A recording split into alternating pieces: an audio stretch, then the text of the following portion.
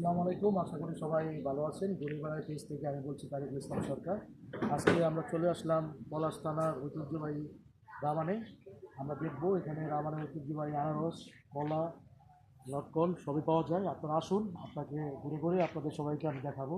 আছে আনারস, রাবানের ঐতিহ্যবাহী আনারস সারি সারিবদ্ধভাবে আমরা খেলাম, নিজেরা খেলাম, ট্রাই করলাম।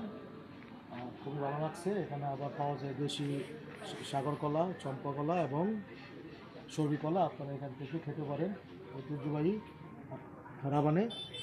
আর পাশে আর কয়েকটা দোকান আছে, আপনারা আসলে এখান থেকে আপনারা সুলভ মূল্যে খেতে পারেন। আর বেসিক্যালি রাবানের আনারসের একটু দাম, এখানে রাবানের আনারসটা একটু এক্সপেন্সিভ হলেও আপনারা অরিজিনাল টেস্টটা এখান থেকে নিতে পারবেন। এখানে আছে পরপর 3-4টা দোকান সারিবদ্ধভাবে এখানে আছে।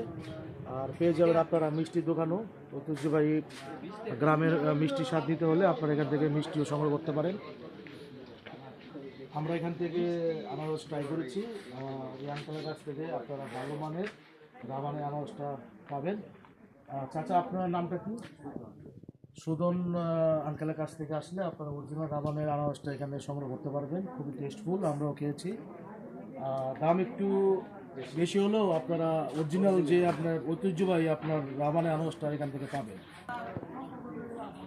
এখানে প্রায় এখানে ক্রাউড থাকে, মানুষ এখান থেকে বিভিন্ন অঞ্চল থেকে এসে আনারস সংগ্রহ করে।